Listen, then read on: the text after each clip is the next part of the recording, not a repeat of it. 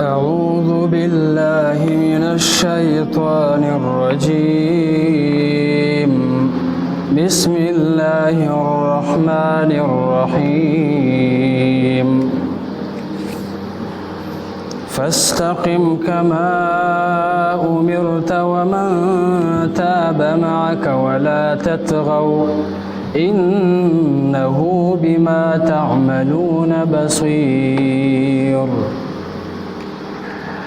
ولا تركنوا إلى الذين ظلموا فتمسكم النار وما لكم من دون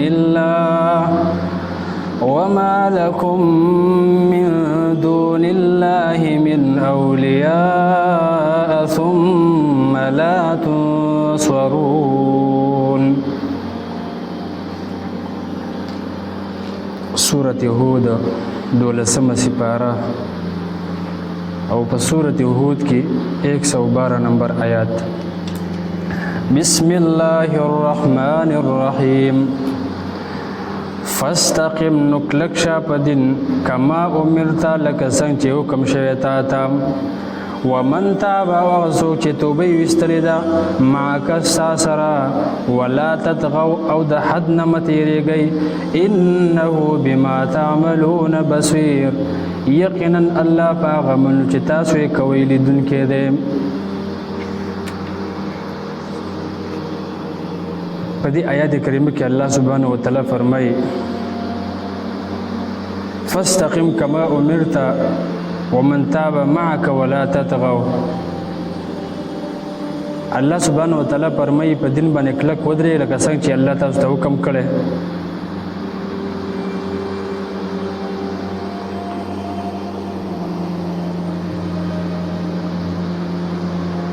دې صورت په آخر کې الله سبحانه وتعالی د نورو مکی صورتونو پشان آداب بیانوي لکه استقامت، عدم طغیان او لا ترکنو تمخ رسته براشي چې ظالمان ته مایله کېږي.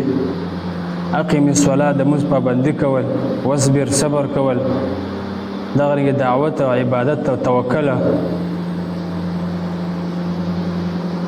مناسبت د موضوع د صورت سره دا دی چې په دې کې د عبادت اقسام ذکر دي او د مناسبت دا دی ان د دې مناسبت د شقاوت او د بدبختی سره لکه مخکې تیر شو چې انسان کې سعادت به دې راتلونکو اعمالو راځي چې کله انسان په دې باندې عمل وکړي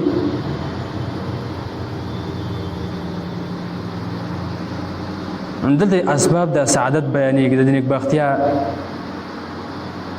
او دریم مناسبت ادا دی د نږدې آیات سره مناسبت دی چې هر انسان ته به الله سبحانه وتعالی دغه د اعمالو بدله ورکوي. یعنې په آخرت کې به هر انسان ته دغه د اعمالو بدله میلاویږي. فاستقیم بس په دین باندې کلک ودرېږئ کما امرت څنګه چې الله حکم کړی تاسو ته. دا د کامیابۍ لاره ده. د استقامت تشریح به انشاءالله په دې سورة حمیم سجده کې راشي. مختصر دا چې استقامت په لغت کې برابر ودرېدو ته ویل کېږي او د قرآن او د حدیث په اصطلاح کې العمل بدین الله ته وایي. یعنې د الله رب العالمین په دین باندې عمل کولو ته استقامت ویل کېږي. دا یې لنډ تعبیر دی. یعنې د الله په دین باندې کلک عمل کول او په دې کې د هیڅ چا پروا نه ساتل. لکه سورة احقاف آیات نمبر 14 کې د استقامت نه وروسته ذکر دی بما کانوا یعملون راغلی چې هلته هم استقامت عمل ته ویلی شوی دی. لکه د خلفای اربعو د تعریفات نه اصل هم دغه دی چې العمل بدین الله، ان د الله په دین باندې عمل کول، په دې باندې کلک ودرېدل. د ابوبکر صدیق رضی الله عنه نقل دی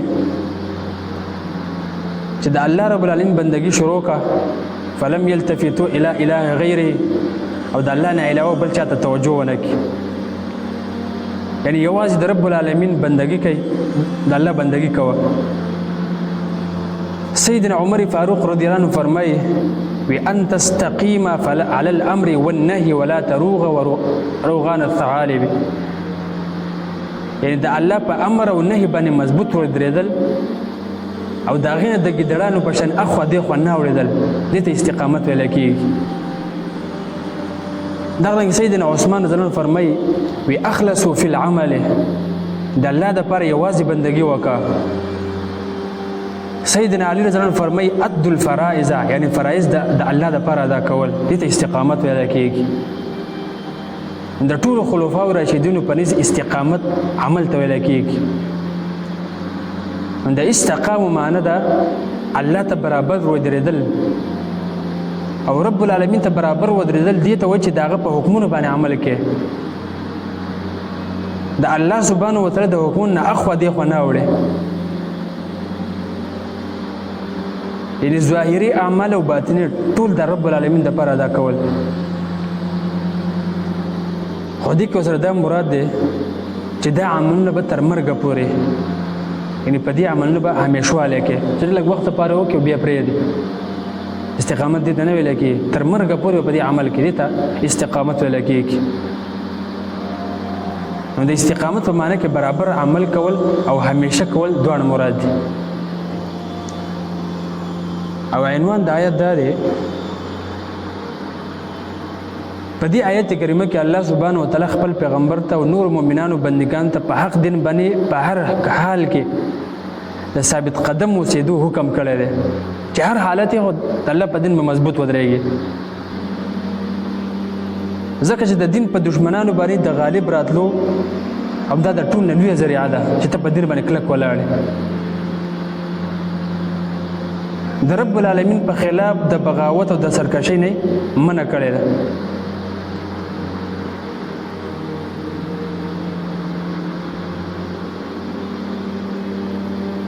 حسن بصری رحمه الله وایي کله چې دا آیت کریمه نازل شو، نبی صلی الله علیه وسلم فرمایل وایي تیار شئ تیار شئ. او دې نو نبی صلی الله علیه وسلم په خندا ونه لیدل چې نبی رسول الله خندلې. دغه مفسر ابو سعود رحمه الله وایي چې استقامت تمام اصولی او فروعي احکام او تمام نظری او عقلی خوبیان او کمالات ته شامل دي. او د دې د ذمہ واریانو نه ذمہ فارغ کېدل دا مشکل کار دی. په دې وجه نبی صلی الله علیه وسلم فرمایلی دی چې زه سورۃ هود بوډا کړم. الله تعالی فرمایي فاستقم، کلک شه په دین باندې، علی دین ربک والعمل به والدعاء الیه. انت برابر شه په دین در خپل او په هغه باندې په عمل کولو کې، هغه ته په دعوت ورکولو کې کلک ودرېږه. کما امرتا، لکه څنګه چې حکم شوی تا ته. او دا ورسره ځکه و چې استقامت د الله رب العالمین د امر مطابق کار باندې پکار دی، د الله رب العالمین د حکم مطابق وکړای شي. دې دپاره چې د دین په شرک او کفر او بدعت او نارواو باندې پوخ ودرېدل دا دې بهر شي.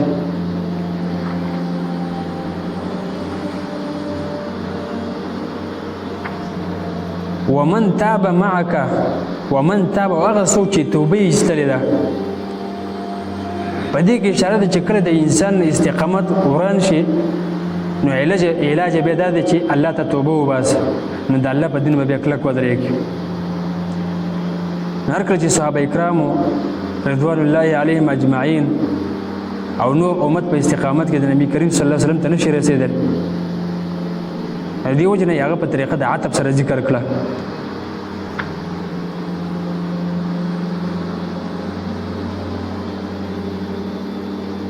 فاستقم، نو کلک شه په دین باندې، کما امرت، لکه څنګه چې حکم شوی تا ته. ومن تاب، هغه څوک چې توبه ایستلې ده معاک ستا سره.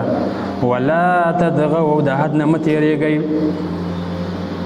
ولا تطغوا دا ورسره مه کوئ چې کله انسان په استقامت کې د حد نه تجاوز کوي، د حد نه اوړي. لکه حد نه څنګه اوړي؟ مثلا یو عمل مستحب دی، د هغې نه فرض جوړ کړي. یو عمل غیر لازم دی، دی لازم کې، دې ته د حد نه تجاوز ویل کېږي. نو الله تعالی فرمایي چې د حد نه تجاوز مه کوئ، د الله د حدود نه ما وړئ. نو د لا تطغوا درې مصداق لري. یو لا تعصوني، الله وایي زما نافرماني مه کوئ. دویم لا تزیدوا علی ما امرت ونهیت، یعنې زما د امر او نهي نه زیادت مه کوئ چې ما ته کوم حکم کړی او د کوم کار نه یې منع کړی، دې نه زیادت مه کوئ. نو طغیان دا دی چې انسان په ځان باندې منځونه 15 دی او دې شپږ فرض کړي، روژه یو میاشت فرض ده او دې ځان باندې 2 میاشتې فرض کړي. او الله رب العالمین چې کوم څه حلال کړي دی هغه پرېږدي چې په کوم کې الله اجازه ورکړې ده، دې نور په حرامو پسې روان شي.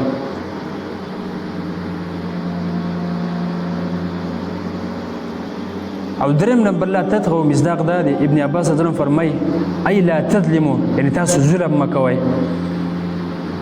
نو د بغاوت او سرکشۍ نه مراد ظلم او زیاتې او د الله رب العالمین حدود نه تجاوز کول او په عبادتونو کې غلو کول او ګناهونه کول دي.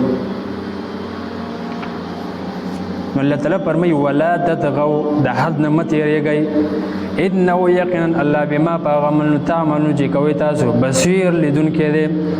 الله سبحانه وتعالی دې موږ تاسو له په دې باندې عمل کولو توفیق راکړي. وصلی الله تعالی علی خیر خلقه محمد وعلى آله وصحبه اجمعین برحمتک یا ارحم الراحمین.